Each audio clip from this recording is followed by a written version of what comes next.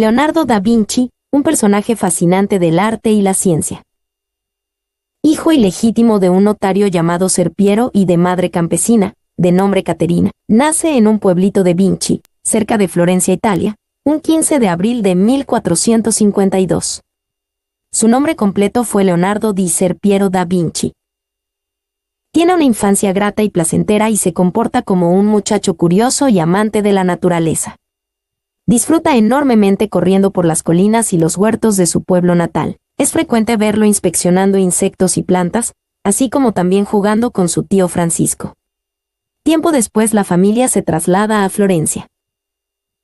En esta ciudad, a pesar de que muchos intelectuales interesados en las discusiones humanistas de su tiempo lo tildan de hombre sin letras, lee con pasión a los clásicos de la literatura y de la ciencia antigua. Entre los primeros libros, se contacta con las obras de Esopo, Ovidio, Plinio. Entre las obras científicas, prefiere las de Euclides y las de Arquímedes. Ello, sin olvidar tampoco autores modernos para su época, como Petrarca, Secco de Escoli y otros.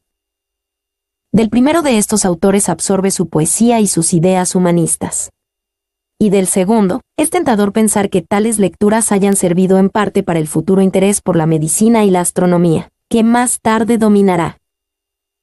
Pintor, dibujante, escultor, músico, arquitecto, ingeniero, inventor, escritor, descubridor. Este personaje no termina de fascinarnos por la envergadura de sus investigaciones y por la profusión de su obra, la cantidad de manuscritos, notas y dibujos que han llegado hasta nosotros y que se refieren a asuntos tan diversos como fortificaciones militares, hidráulica, mecánica, óptica, botánica, geología, anatomía y hasta el vuelo de las aves. Es impresionante.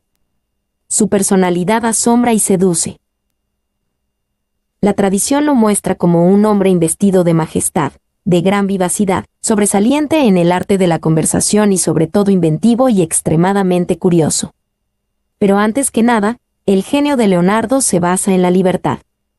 En una época en que el talento necesitaba del favor de un mecenas, Leonardo dio pruebas de una independencia reveladora. Entre las notas psicológicas que dan cuenta de su carácter, se dice que era muy aficionado a las vestiduras llamativas y a briosos corceles. Esto nos muestra probablemente su necesidad de huir de lo común y de lo vulgar, y es consecuente con su búsqueda constante de la perfección estética en todos los planos, en el arte, en el diseño y por tanto, también en su vestimenta. En el fondo esa intensa necesidad de perfección es casi una obsesión, un movimiento constante para no ser parte de la masa, sino para resaltar, para ser el mejor y ser valorado por ello. Lo común, lo tosco, probablemente le recordaban su origen como hijo ilegítimo y trataba inconscientemente de alejar dicha situación de su mente. Su estampa era gentil, de rasgos bellos, bien formado y fuerte. Daba la impresión de ser un sujeto constante en sus propósitos y en su discurso. Al respecto, una de sus expresiones típicas era, antes la muerte que el cansancio. Desde el punto de vista de su formación artística, comienza trabajando bajo la tutoría del maestro florentino Andrea del Verrocchio. Entre los compañeros con quienes comparte el taller y los conocimientos del maestro, están también Lorenzo di Credi y Botticelli. En este periodo Leonardo ya se destaca por sus acabados bocetos y dibujos en general. En este sentido, arte y conocimiento se unieron en la ejecución de su obra. El artista escogía con libertad las vías de sus investigaciones. Su autonomía pasaba por el libre uso del lenguaje dejando de lado el latín, lengua de los eruditos, redactando sus trabajos en italiano. Indagó en los antiguos libros de la historia escritos en griego y latín. Llama la atención la manera peculiar de escribir, haciéndolo de derecha a izquierda. Era muy meticuloso en sus estudios, muy reservado en sus indagaciones, destacando su capacidad de observación como técnica investigativa, teniendo como inspiración a la naturaleza, a quien admiraba y respetaba. Poseedor de conocimiento total que completaba con la voluntad de difundir ese saber del modo más amplio posible. Desde la perspectiva de la historia de las ciencias, es sabido que se adelantó a su tiempo en la mentalidad moderna. Leonardo coparticipa de la construcción de un nuevo significado para la noción del movimiento. Esto lo lleva a sostener un enfoque ideal o relativo, en que el centro de referencia para toda medición de un movimiento local puede ser elegido por el mensurador.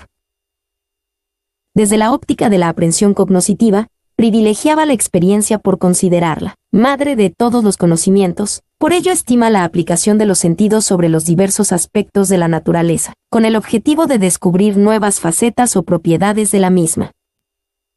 Piensa que la ciencia tiene que comenzar por la experiencia y terminar en el experimento. Estima que las propiedades del mundo real son posibles de conocer por el hombre, a través de la experiencia, mediante una adecuada planeación y uso adecuado de los sentidos, previamente dirigido por el intelecto, para llegar así a las reglas generales. La curiosidad de Leonardo da Vinci por las cosas técnicas era amplia. Se informó sobre el funcionamiento de los telares e intentó mejorar sus dispositivos mecánicos. Se interesó particularmente por la hidráulica. Observó y reprodujo los remolinos de los ríos y se interrogó sobre la formación de sus cursos. Su actividad técnica lo llevó a observar de cerca los fenómenos naturales. En sus cuadernos abundaban dibujos de piedra, plantas y animales. La observación de vuelo de los pájaros lo llevó a concebir proyectos de máquinas voladoras. Sus estudios de anatomía, realizados a veces a partir de disecciones para localizar mejor los huesos, los músculos, figuran entre sus dibujos más hermosos. Para él, el cuerpo humano estaba regido por un sistema de proporciones, siendo ellas mismas reflejos de una armonía matemática, clave del conocimiento de la naturaleza y de la creación artística. Leonardo, el gran artista del Renacimiento, fue también un genio científico. Aparte de su obra pictórica, tan exquisita como escasa, hubo un Leonardo dedicado a la observación rigurosa, el experimento y la formulación exacta de principios generales a partir de la experiencia empírica. En los miles de páginas de sus cuadernos de notas, que solo han empezado a ser estudiados a fondo en las últimas décadas, se encuentran anticipaciones de muchos desarrollos posteriores de la ciencia moderna.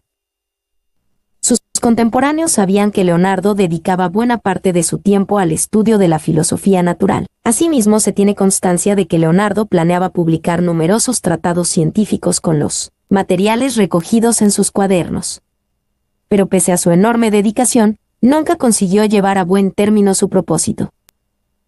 Por otra parte, Leonardo estuvo ligado al mundo de los ingenieros, pero su curiosidad fue más amplia que la de la mayor parte de los técnicos e intentó pasar de la simple observación a una teoría general. Para él, el artista debía ser universal.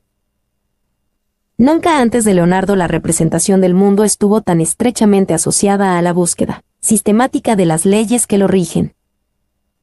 Tanto en sus cuadros, en los que la perspectiva atmosférica, que trastorna las leyes de la composición, revela sus conocimientos de las leyes de la óptica, como en sus dibujos geológicos, donde la observación de la naturaleza constituye una exploración minuciosa y rigurosa de la realidad, se aprecia el interés de Leonardo por inventariar el mundo.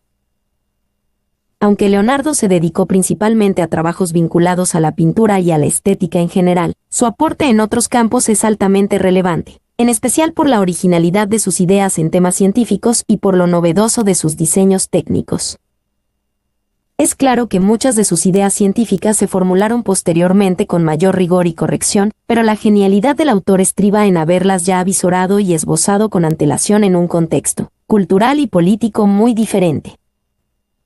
Para él, la ciencia, la técnica y el arte pasan todos obligados por un contacto directo con la naturaleza. En este sentido, se comprende que Leonardo recomiende a los artistas la máxima agudización de sus sentidos y sugiera la búsqueda de nuevos caminos de investigación de lo real. Ello probablemente queda de manifiesto en su aforismo: el artista debe ser hijo y no nieto de la naturaleza. Concibe la realidad como si fuera una puerta que conduce hacia el horizonte infinito del conocimiento. Contactarse con la realidad es una forma de ver el todo y de verse también a sí mismo, sin prejuicios y sin la racionalidad previa de la cultura libresca. Quiere verlo todo: la expresión del moribundo, el gozo del niño al succionar el pezón materno, la última mirada del ajusticiado, e incluso las formas y tonalidades del interior del cuerpo humano difunto, para apreciar las formas exactas de la naturaleza allí escondidas. Dibujar y pintar eran para él comprender y captar el objeto de sus observaciones.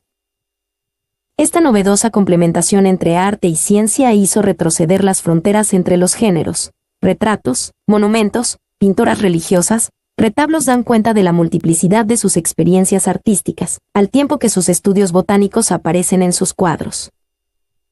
En sus cuadernos, En sus reflexiones filosóficas y en sus ensayos de anatomía, de mecánica, Leonardo dio cuenta de hallazgos profundamente innovadores en el campo de las artes como lo son la técnica del claroscuro, recetas para la preparación de líquidos y pigmentos para los frescos o para la pintura al óleo, que le permitieron obtener sutiles efectos de veladuras, característicos del esfumato, difuminado. Con Leonardo, la obra de arte ya no será más el reflejo de una realidad superior, sino la constatación de un saber que se está construyendo. Tal vez la faceta artística de Leonardo sea la que más se ha popularizado, aunque sus obras pictóricas no pasan de la docena. Ello probablemente por la admiración que ha despertado en muchos críticos y conocedores del arte, quienes a su vez han promovido la divulgación de las mismas. Entre estas figuran la Asunción, la Adoración de los Magos, San Jerónimo, la Virgen de las Rocas, la Última Cena y la Gioconda. De esta obra se dice que Leonardo la amaba tanto que siempre la tenía a su lado. Más tarde, curiosamente, la vende al rey de Francia, pero no se la entregó nunca. Gesto extraño de incumplimiento del genio o recuerdo de algún amor platónico. Al parecer en este punto se continúa en la incertidumbre, pues de su vida amorosa se sabe muy poco. Empero si realmente la obra y la posesión ritual, hay que entender que el artista no tenía grandes riquezas que ofrecer a las mujeres de la nobleza de la época, pero sí espíritu, fantasía y creatividad. Como hombre de ciencia ideó bosquejos de navíos, carros blindados, herramientas, excavadoras y aparatos para bucear. También concibe un planeador, el paracaídas, una grúa giratoria y un cañón de bocas múltiples. Planeó la construcción de canales y acueductos, máquinas de guerra y grandes edificios. Cabe mencionar que inventó algunos instrumentos musicales, pues tenía admiración y apreciaba los sonidos agradables, lo que lo conlleva a improvisar en música y poesía. En su experiencia laboral, Leonardo se puso al servicio de Ludovico Sforza, duque de Milán, a quien escribió la misiva en la que afirmaba poder construir puentes portátiles, aplicar técnicas de bombardeos de cañón, hacer barcos y vehículos acorazados, catapultas, realizar esculturas en mármol, bronce y terracota. También hizo pinturas, dibujos y modelos para la cúpula de la Catedral de Milán. Sirvió a César Borgia, duque de Romaña, donde supervisó las obras en las fortalezas de los territorios del centro de Italia. Laboró para el mecenazgo de Giuliano de Medici, hermano del Papa León X, alojándose en el Palacio del Belvedere en el Vaticano, ocupándose de experimentos científicos y técnicos. En ese ámbito de asumir los trabajos, Leonardo presenta algunos deslices. Al parecer, compromisos no asumidos y tareas inconclusas son también una nota más de la personalidad del artista. Entonces cabe preguntarse, ¿Leonardo dejó esas obras a medio terminar, o éstas en cierto sentido vencieron su espíritu perfeccionista? Y su clásica expresión, antes la muerte que el cansancio, ¿tenía algunos parámetros para las excepciones? Lo anterior nos muestra que también los genios tienen eventuales conductas de hombres comunes. Leonardo dejaba tales obras inconclusas por el exceso de fantasía e imaginación, porque su mente siempre bullente de ideas, que cubrían más de 25 áreas del saber, estaba apuntando a nuevos mundos, a nuevos temas, y ante la imposibilidad ontológica y psicológica de estar en todos a la vez, se veía obligado a realizar ciertos virajes para continuar con su producción intelectual y artística. Finalmente, Leonardo no podía saltarse el tiempo y el espacio y cubrirlo todo. En ese sentido, las obras incompletas serían la expresión de un choque entre la expansión mental hacia lo abstracto del máximo posible y la realidad material que obliga a volver a la concreción puntual hacia la finitud. A pesar de todos los aspectos extraños y misteriosos de la personalidad de Leonardo da Vinci, así como de lo inconcluso de algunas de sus obras, sus biógrafos han logrado despertar una gran simpatía por el artista, y la historia lo ha juzgado como un genio. Este hombre italiano que falleció en mayo de 1519 ha permanecido entre los más grandes hombres del Renacimiento.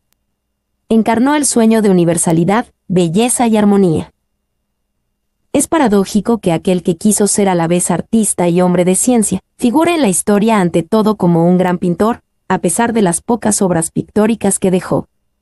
No cabe duda que es un personaje admirable, fascinante y genial a la vez.